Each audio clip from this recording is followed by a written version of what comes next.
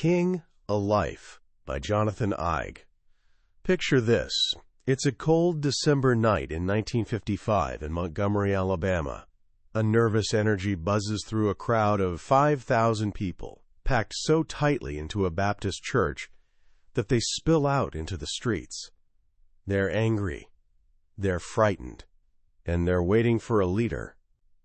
Just days earlier, a woman named Rosa Parks was arrested for refusing to give up her seat on a bus, and now this community stands on the brink of a revolution, a boycott that could either change everything or get them killed. The man about to step up to the pulpit is only 26 years old. He's new in town. He has a wife and a newborn baby at home. He knows that taking on this role could be a death sentence. And here's the thing. He has no idea what he's going to say. He's had only 20 minutes to prepare the most important speech of his life. As he stands there, his own purpose remains unclear, not just to the crowd, but to himself. Will he tell them to stand down, to be patient, or will he ask them to stand up and resist? His voice is calm, almost academic at first. We are here this evening for serious business. But then something inside him catches fire. The voice deepens, it thunders. We are not wrong in what we are doing. The crowd roars. If we are wrong, the Supreme Court of this nation is wrong. If we are wrong, the Constitution of the United States is wrong. If we are wrong, God Almighty is wrong. For most of the 5,000 people there that night, it was the first time they'd ever heard the voice of Martin Luther King Jr. And in that moment, a leader wasn't just chosen, he was forged. Today, we're diving into Jonathan Eig's magnificent new biography, King, A Life. This isn't just another book about Martin Luther King Jr. It's a revelation. Eig was given unprecedented access to thousands of newly released FBI documents, private letters, and unheard recordings. He peels back the layers of myth to show us the man behind the monument. And that's my promise to you today. By the end of our journey, you'll see a side of Dr. King you've likely never seen before. We're going to look past the sanitized "I have a dream" speech and discover the radical, flawed, funny, and profoundly human man who chewed his fingernails, shouted at the TV, struggled with depression, and carried the weight of the world on his shoulders, all while being hunted by his own government. This is the story of how an ordinary man, full of doubts and contradictions, summoned the courage to become one of history's greatest founding fathers. To truly understand Martin Luther King Jr., we have to go back before he was born, back to the dusty, sun-scorched fields of Stockbridge, Georgia, where his family's story was forged in fire and faith. His grandfather, Jim King, was a man broken by the system. He was a sharecropper, born just 1 year before slavery was officially abolished, but he never truly escaped it. He lived his entire life in debt to the white landowners he worked for, and that bitterness turned him into an angry, violent alcoholic. He was a man who saw the American dream as a cruel joke. But Martin's grandmother, Delia, was the complete opposite. She was the family's anchor, a woman of unshakable faith. There's a story Jonathan Eig tells that perfectly captures her spirit. One day, around 1910, she sent her young son, Martin's father, who was then named Michael, to take a bucket of milk to a neighbor. On the way, a white mill owner stopped the boy and demanded he fetch some water. When Michael explained he was on an errand, the man flew into a rage. He kicked over the bucket of milk, smashed his fist into the boy's face, and left him bloody and dazed. When Michael ran home, Delia saw his torn shirt and blood-crusted face. Her voice was low and tight. "Who did this to you, Michael?" She marched her son down to the mill, looked the owner in the eye, and demanded to know if he was the one who hurt her child. The man was dismissive, threatening, but Delia didn't back down.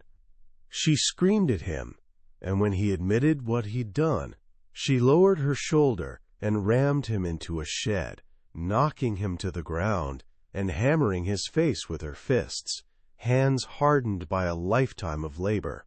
"You can kill me," she warned, "but if you put a hand on a child of mine, you'll answer." That fire, that refusal to bow down to injustice, was passed down. But so was the pain. Delia warned her son not to tell his father, Jim, what had happened. A black woman might get away with beating a white man, but a black man would almost certainly be lynched for it. But Jim found out anyway. He grabbed his rifle and went looking for revenge. That night, a mob of white men on horseback came to the King family shack. Jim had to flee into the woods and hide for months, leaving his family to struggle through the winter. This was the world that shaped Martin Luther King Sr., a world of fierce love and terrifying violence. Young Michael King saw his father's rage and his mother's faith, and he chose faith. At just 14 years old, he ran away from that life of poverty and fear in Stockbridge and made his way to Atlanta, determined to become a preacher. He was ambitious, but he was also uneducated. He could read, but he couldn't write. When he enrolled in a preparatory school, the broad-shouldered young man had to humble himself and squeeze into a fifth-grade classroom. But he was driven. He saw a future in Atlanta, a city that was becoming a hub for black culture, business, and resistance. This is where he first laid eyes on Alberta Williams, the daughter of the most influential black Baptist preacher in the city, Reverend A.D. Williams. Michael King was determined to marry her. His friends told him he was crazy. "She would not even spit on you," one said. But Michael was relentless. For him, marrying Alberta wasn't just about love. It was about ambition. It was about connecting himself to a legacy of leadership and service. It took him 6 years, but he finally won her over, along with her father. He also made a profound change. He was born Michael King, but he began calling himself Martin Luther King in honor of the great Protestant reformer. He saw a connection, a man who challenged the established order out of deep moral conviction. That new name, Martin Luther King, wasn't just a name. It was a declaration of purpose. It was a legacy he would pass on to his son. On January 15, 1929, that son was born. They named him Michael King, just like his father, and for years, everyone called him Little Mike, or ML. He grew up on Auburn Avenue in Atlanta, a street so vibrant and prosperous, it was known as the richest Negro street in the world. For a young black boy in the Jim Crow South, Sweet Auburn was a magical place. It was a bubble, partially protected from the harsh realities of racism. Here, black people owned banks, insurance companies, newspapers, and nightclubs. It was a world that taught young ML that black people could be leaders, creators, and pillars of a community. But the bubble couldn't protect him forever. Eig recounts a story that King himself would tell many times, a defining moment from his childhood. His best friend was a little white boy whose father owned a grocery store across the street. They were inseparable. But when they both turned 6 and started school, separate schools, of course, the friendship suddenly ended. ML didn't understand why. He went to his friend's house, and the boy told him that his father said he wasn't allowed to play with him anymore. The reason? The color of ML. Washus skin. He was heartbroken. That night at the dinner table, he asked his parents to explain. His mother, Alberta, pulled him onto her lap and told him something that would become the foundation of his entire philosophy. "You're as good as anyone."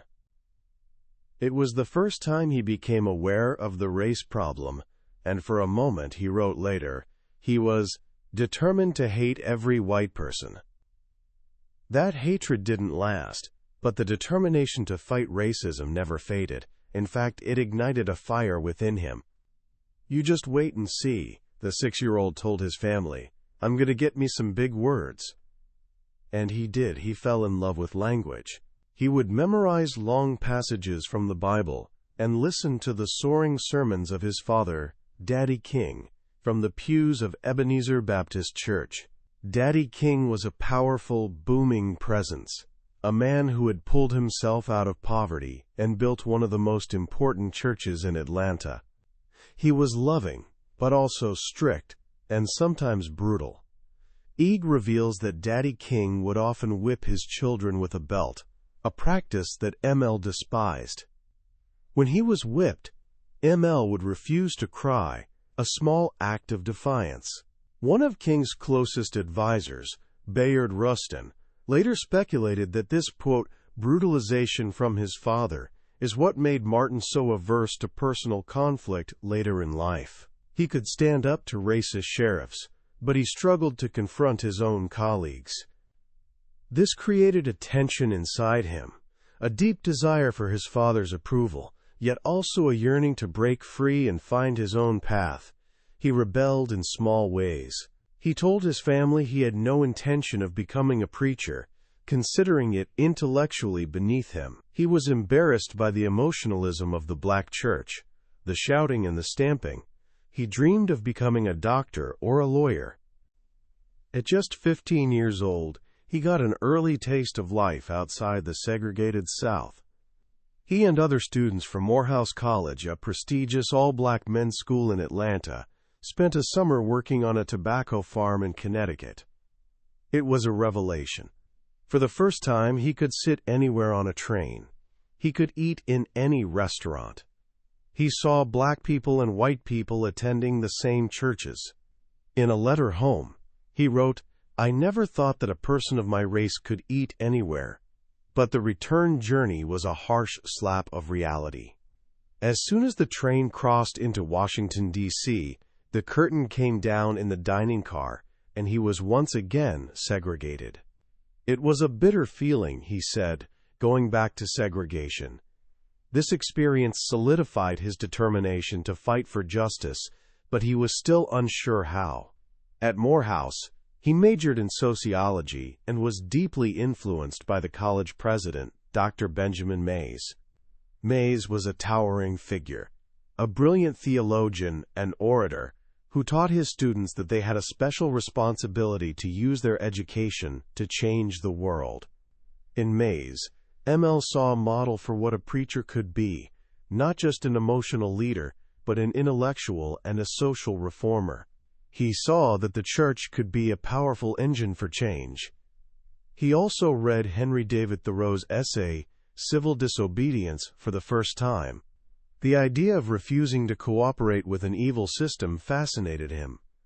Slowly, the path began to clear. He realized that the ministry wasn't a step down, it was a calling. It was the place where all his passions, for scholarship, for oratory, and for social justice, could come together. In 1948, he was ordained as a minister and became the assistant pastor at his father's church. But he wasn't ready to settle down. He decided to continue his education in the North, at Crozier Theological Seminary in Pennsylvania, a predominantly white school. Crozier was where Martin Luther King Jr., the intellectual, was truly born.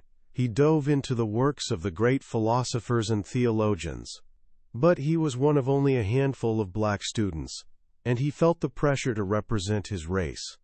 He was meticulous about his appearance, always overdressed. His shoes perfectly shined. He was grimly serious, trying to avoid the white stereotype of the loud and always laughing Negro. But it was also at Crozier that he fell in love with a white woman, Betty Moitz. She was the daughter of the school's cook, and for a time, they were, in her words, madly in love. King was so serious about Betty that he talked to his friends about marrying her. But he knew the reality. A marriage to a white woman would destroy any chance he had of pastoring a church in the South, where he felt his true calling was. His friends, and especially his mentor, Reverend J. Pius Barber, warned him that society would never accept it. In the end, he broke off the relationship. It was a painful choice, a sacrifice of personal happiness for his sense of mission. Barber later described him as a man of a broken heart, adding, "He never recovered." Years later, his friend Harry Belafonte would say that Betty was King's, quote, "true love," a loss that haunted him for the rest of his life. After Crozier, he moved to Boston University to pursue his doctorate. He was now introducing himself as Martin, and he was one of the most eligible bachelors in the city. He drove a green Chevrolet, a gift from his parents, and hosted gatherings of young black intellectuals he called the Philosophical Club.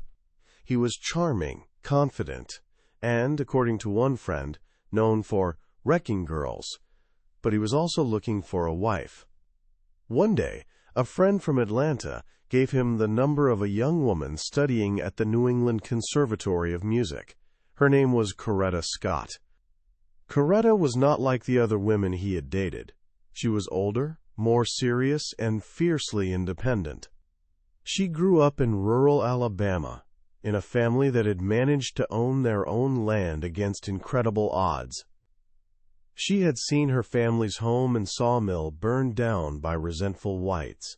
She had walked 5 miles to a one-room schoolhouse while white children rode buses. She was a veteran activist, having attended the progressive, integrated Antioch College, where she joined the NAACP and fought against local discrimination.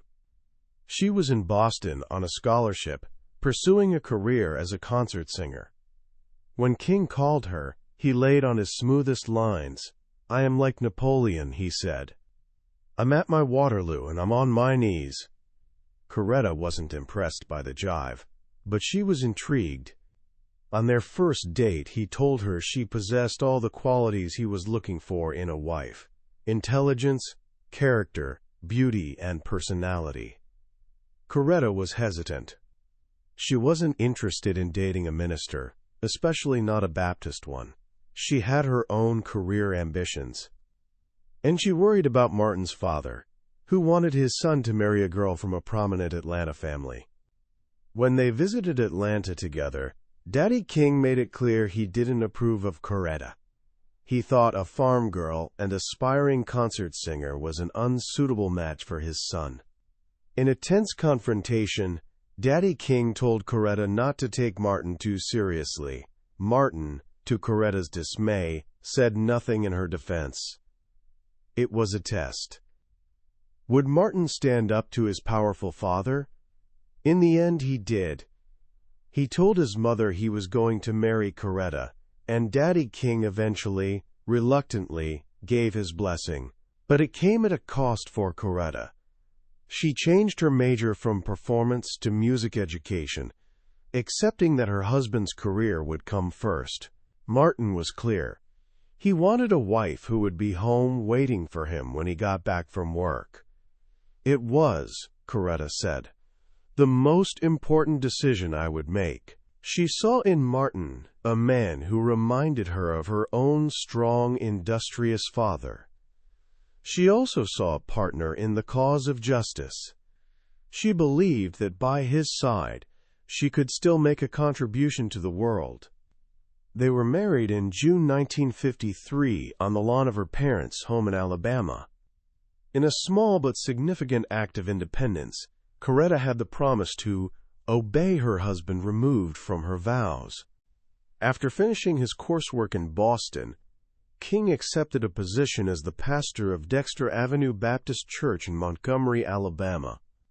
It was a prestigious but challenging church, known for its educated, and some said snooty congregation. Coretta would have preferred to stay in the North, but Martin felt a duty to return to the South. He felt this was where he was needed most. They arrived in Montgomery in 1954, just as the ground was beginning to shift under the feet of the Jim Crow South. The Supreme Court had just ruled in Brown v. Board of Education that segregated schools were unconstitutional. Hope was in the air, but so was a fierce and violent backlash. King was only 25 years old, but he moved quickly to establish his authority at Dexter. He was a different kind of preacher. His sermons were intellectual, sophisticated, and filled with quotes from philosophers and theologians. But they also carried the fire and passion of the traditional black church he had grown up in. He was a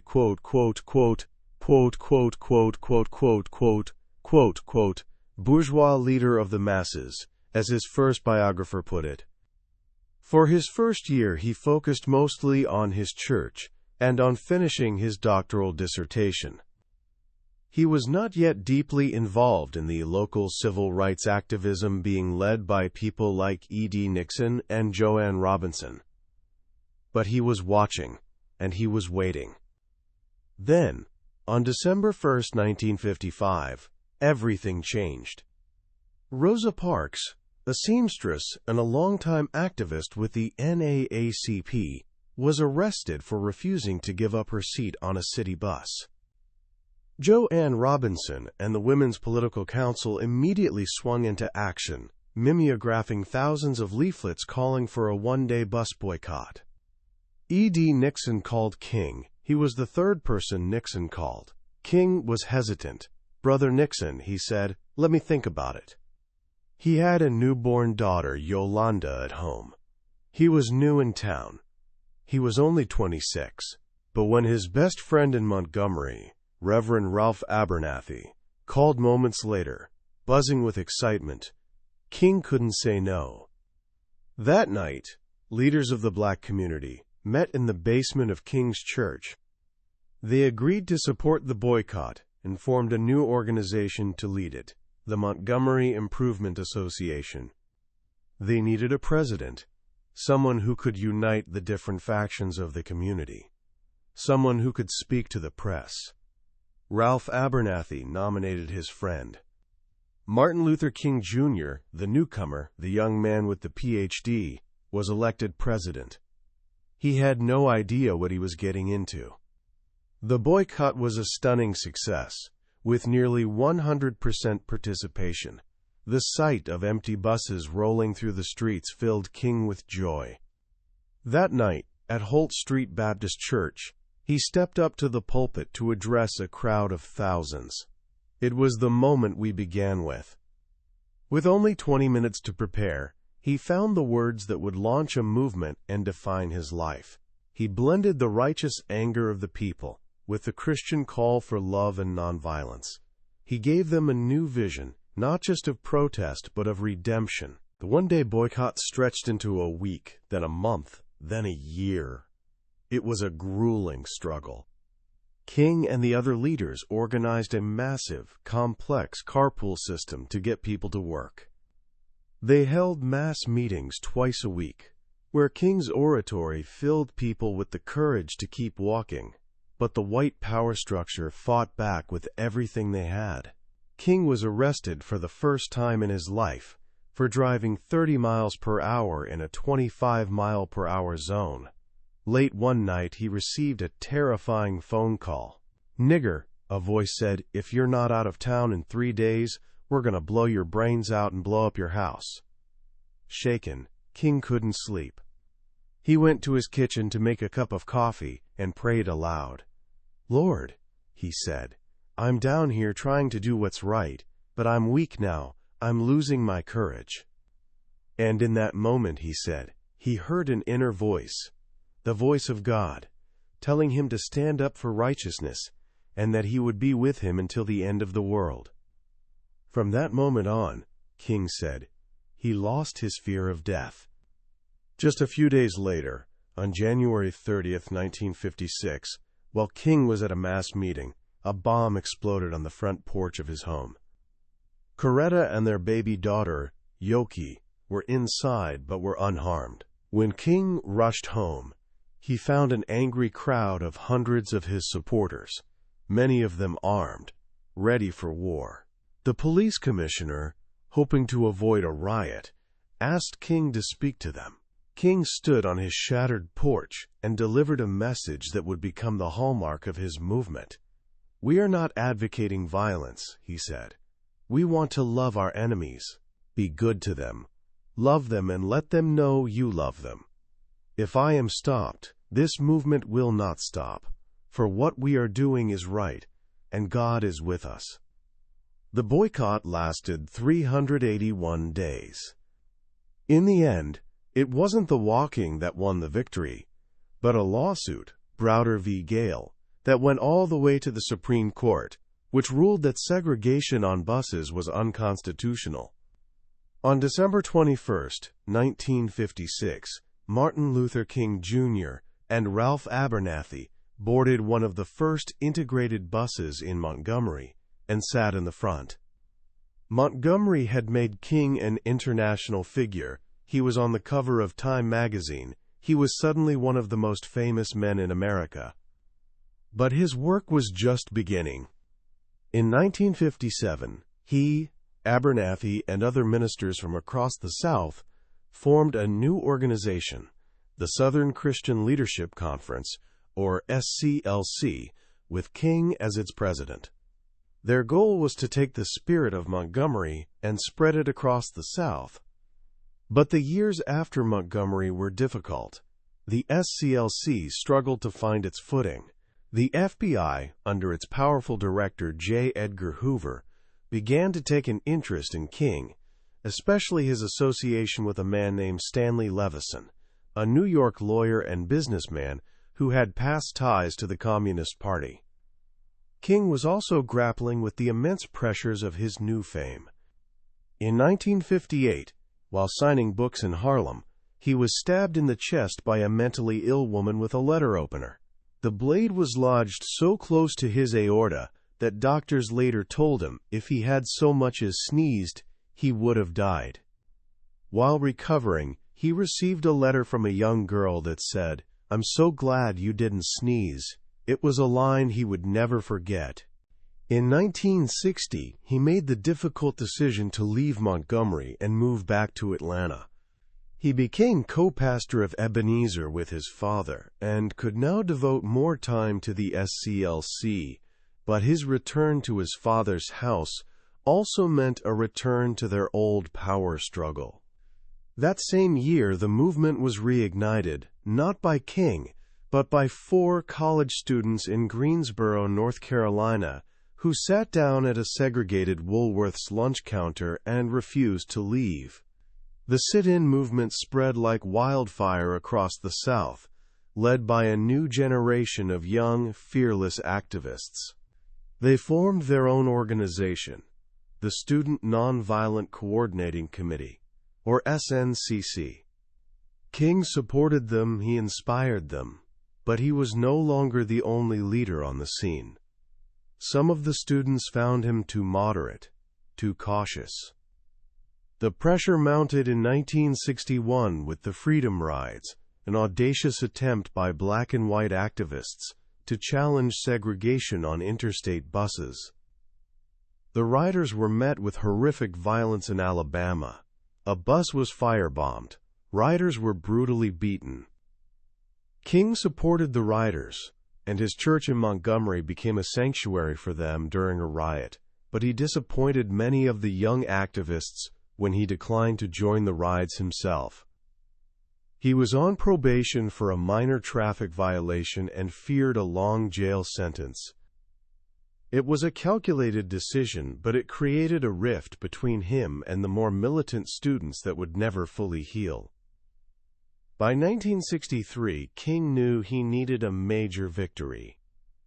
The movement had stalled in a difficult campaign in Albany, Georgia, where a savvy police chief had avoided the kind of brutal, headline-grabbing violence that could rally national support. King decided to take the fight to what was then considered the most violently segregated city in America, Birmingham, Alabama. The city was run by a public safety commissioner named Bull Connor, a man who was the complete opposite of the police chief in Albany. Connor was aggressive, crude, and committed to crushing the movement. King and the SCLC launched Project C for confrontation. They organized sit-ins and marches, knowing they would be met with force. King himself was arrested and thrown into solitary confinement. It was there that he read a statement in the local newspaper from 8 white clergymen, calling his protests unwise and untimely. Frustrated and hurt, he began to write a response in the margins of the newspaper, on scraps of toilet paper, on anything he could find. The result was the Letter from Birmingham Jail, one of the most powerful and eloquent defenses of civil disobedience ever written. For years now, he wrote, I have heard the word wait. This, wait, has almost always meant never. We must come to see that justice too long delayed is justice denied. But the letter had no immediate effect. The movement in Birmingham was losing steam. The jails were full. Bail money was running out, and many adults were afraid to protest. It was then that one of King's most radical lieutenants, James Bevel, proposed a shocking idea: let the children march. King was hesitant. The thought of putting children on the front lines, facing Connor's police, was horrifying. But Bevel argued that the children were eager to participate, and their involvement would shame the city and the nation. On May 2, 1963, hundreds of black children, some as young as 6, marched out of the 16th Street Baptist Church, singing freedom songs. They were arrested and hauled off to jail in paddy wagons and school buses. The next day, more children marched. This time, Bull Connor unleashed his weapons. He ordered his men to turn high-pressure fire hoses on the children, blasting them off their feet. He released police dogs, which lunged at the young protesters. The images were broadcast around the world. A photograph of a police dog attacking a young black man appeared on the front page of the New York Times. The world was horrified. President John F. Kennedy, who had been cautious on civil rights, said the images made him, quote, sick. Birmingham had created a crisis that the federal government could no longer ignore. Under pressure, the city's white business leaders agreed to negotiate, and a deal was reached to desegregate downtown stores. Birmingham was a brutal, costly victory, but it changed everything. It forced the Kennedy administration to commit to passing a strong new civil rights bill. And it set the stage for the movement's most iconic moment. A. Philip Randolph, the elder statesman of the movement, had been dreaming of a mass march on Washington for decades. Now, with the momentum from Birmingham, the time was right.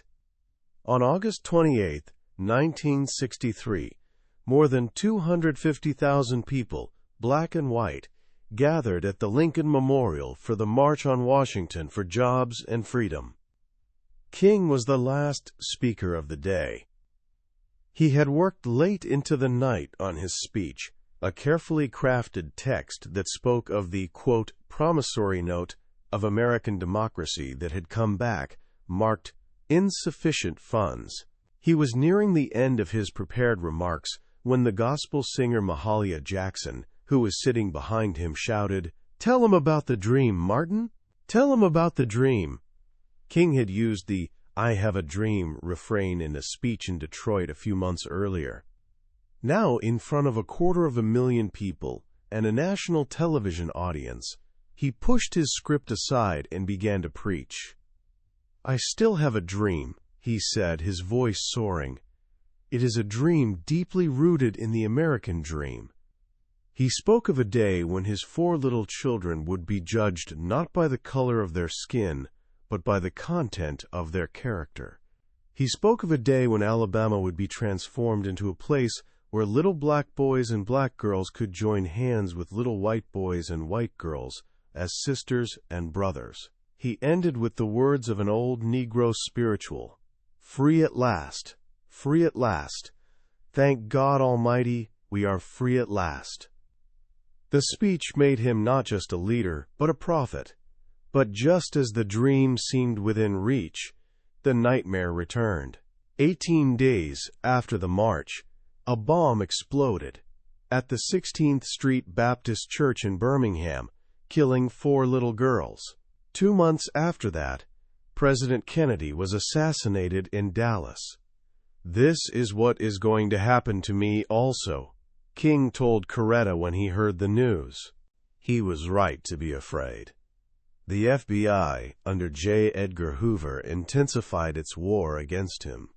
Convinced that King was influenced by communists and enraged by King's public criticism of the Bureau, Hoover launched a vicious campaign to expose and neutralize him.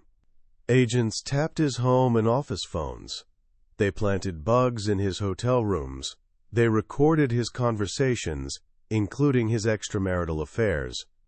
In late 1964, after King was awarded the Nobel Peace Prize, the FBI mailed a package to his office.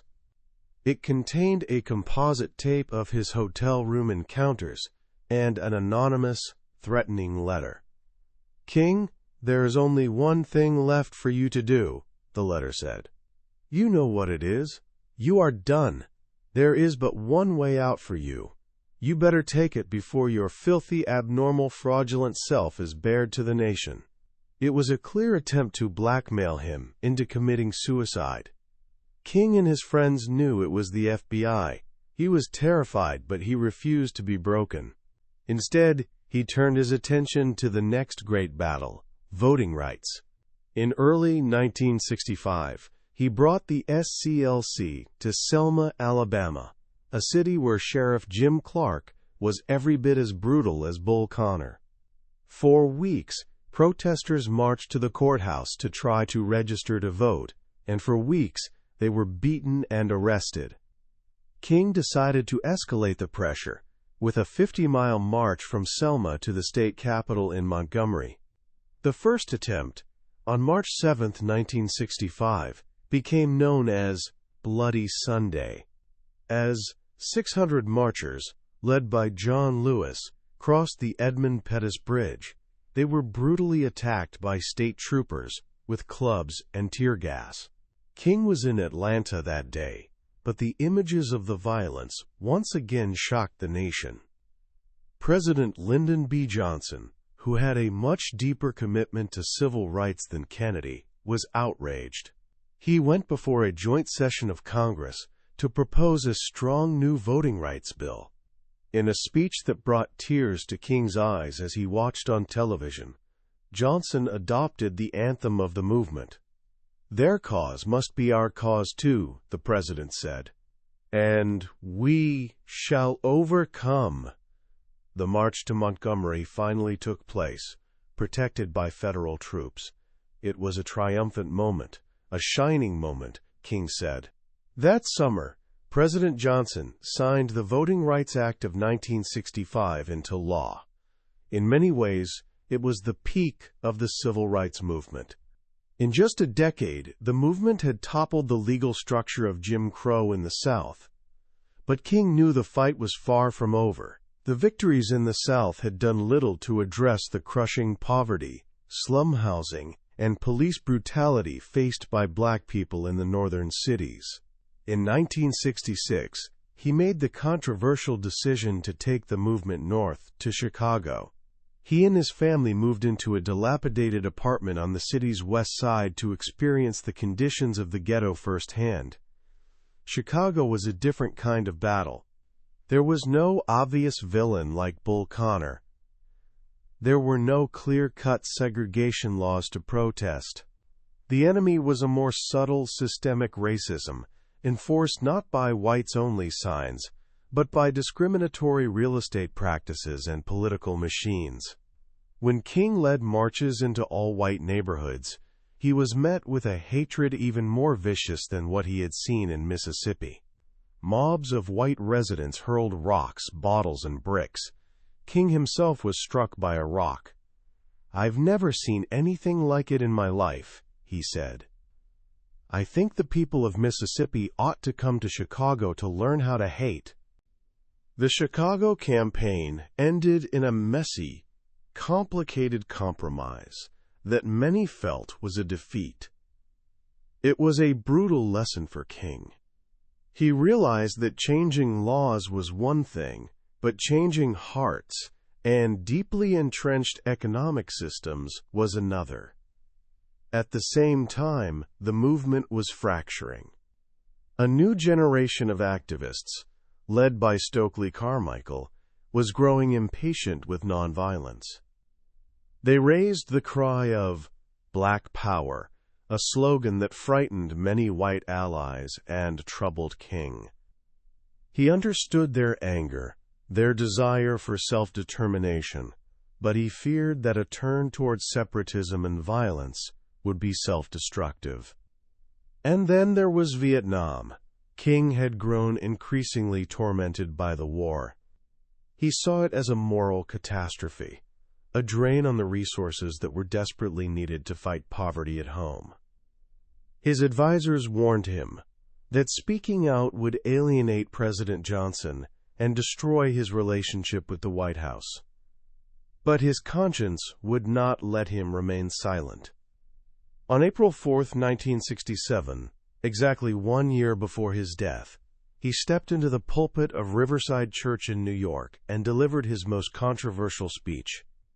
He called the United States government the greatest purveyor of violence in the world today.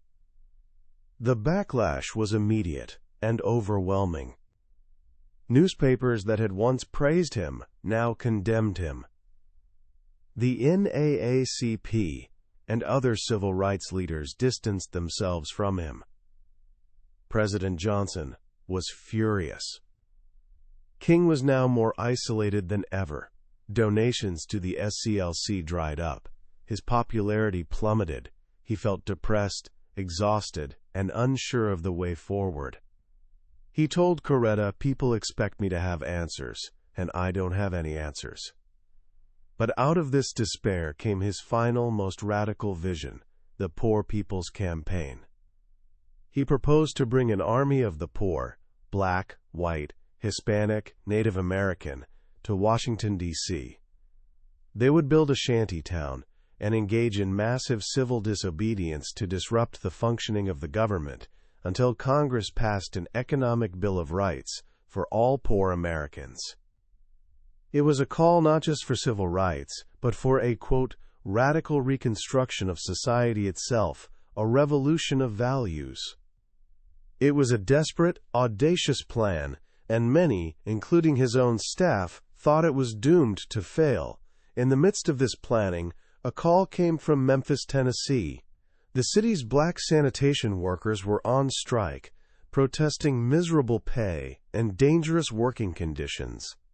Their leader was his old friend, James Lawson. They needed his help. King was exhausted, but he couldn't say no. He felt a deep connection to the struggle of these poor working men. Their fight was his fight. He led a march in Memphis that turned violent, not because of the strikers, but because of a small group of young people who began smashing windows. King was devastated. The media portrayed it as his failure, proof that his philosophy of nonviolence was dead. He was determined to go back to Memphis and lead a peaceful march, to prove that nonviolence could still work. On the night of April 3, 1968, a thunderstorm raged outside Mason Temple in Memphis. King was feeling sick and had asked Abernathy to speak in his place. But Abernathy called him from the church. "The people who are here want you, not me." King went. He spoke without notes, his voice weary but full of power. He talked about the bomb threat on his plane that morning. He talked about the many threats on his life. "Well, I don't know what will happen now," he said. "We've got some difficult days ahead, but it really doesn't matter with me now, because I've been to the mountaintop, and I've looked over, and I've seen the promised land. I may not get there with you, but I want you to know tonight that we, as a people, will get to the promised land." The next evening, April 4, 1968, he stood on the balcony of the Lorraine Motel. He was joking with his friends in the parking lot below. He asked the musician Ben Branch to play his favorite hymn, "Take My Hand, Precious Lord," at the meeting that night. As he turned to go back into his room, a single shot rang out. He was 39 years old. When we think of Martin Luther King Jr., it's easy to picture the monument in Washington, D.C., a stoic, larger-than-life figure carved from a mountain of despair. Jonathan Eig's biography, King: A Life, does something remarkable. It chips away at that stone, not to tear it down, but to reveal the living, breathing, and often struggling human being inside. And in doing so, it makes his legacy more powerful, not less. The first profound lesson from this book is the power of embracing our own imperfections. We've been taught to see our heroes as saints, as people born with a level of courage and clarity that we could never possess. But Eig shows us a Martin who was plagued by doubt, who battled depression, who was unfaithful to his wife, and who often felt overwhelmed by the burden of leadership. And yet, it was this same man who found the strength to face down death threats, to comfort the grieving, and to offer a vision of love in a nation consumed by hate. His greatness wasn't in his perfection. It was in his persistent struggle to be better, to live up to the ideals he preached, even when he fell short. It teaches us that heroism isn't the absence of flaws, it's the courage to act in spite of them. The second key insight is that we have profoundly misunderstood his dream. We have frozen him in 1963, quoting his beautiful lines about little black children and little white children holding hands, and we have conveniently forgotten where his journey led him. The Martin Luther King Jr. of 1968 was a far more radical and challenging figure. He had come to see that Jim Crow wasn't just a Southern problem. It was an American problem. He saw that racial injustice was inextricably linked to economic injustice and to the violence of militarism. His call for a revolution of values wasn't just a call for people to be nicer to each other. It was a demand for a fundamental restructuring of our society. He challenged the very foundations of American capitalism and foreign policy. We have turned a radical profit into a comfortable holiday, and in doing so, we have avoided the difficult questions he was asking us at the end of his life, questions about poverty, wealth, and war that are more relevant today than ever. Finally, this book is a powerful reminder of the true meaning of nonviolence. We often mistake it for passivity, for simply turning the other cheek. But for King, nonviolence was a weapon. It was, as he called it, a sword that heals. It wasn't about avoiding conflict. It was about creating it. It was about creating a crisis, a tension, so dramatic that a community that has refused to negotiate is forced to confront the issue. From the Montgomery Bus Boycott to the marches in Birmingham and Selma, King's genius was in forcing America to look at its own ugliness in the mirror. He knew that unearned suffering is redemptive, not just for the person suffering, but for the soul of the nation that allows it to happen. So, what can we take from this incredible life? You don't have to be perfect to make a difference. Your vision for a better world should grow and evolve as you learn and experience more. And courage isn't the absence of fear. It's the decision to act for a cause greater than your own fear. That was a summary of King: A Life by Jonathan Eig. We've touched on the major moments and themes today, but I'll be honest with you. A summary can only ever be a map. The real journey happens when you walk the path yourself. The true power of this book lies in the small details, the private letters, the newly revealed conversations that bring this incredible man to life in a way I could never fully capture here. This summary is designed to help you decide if this story is worth your time. If anything we've talked about has sparked something in you, I urge you to grab a copy. Reading it isn't just an act of learning. It's an experience that can genuinely change how you see leadership, courage, and the ongoing struggle for a better world. A link to the book is in the description. Also, if you found this journey valuable, please take a moment to like this video and subscribe to the channel. It lets me know that these deep dives matter, and it ensures you won't miss our next exploration into another life-changing book. Let's keep growing and learning together.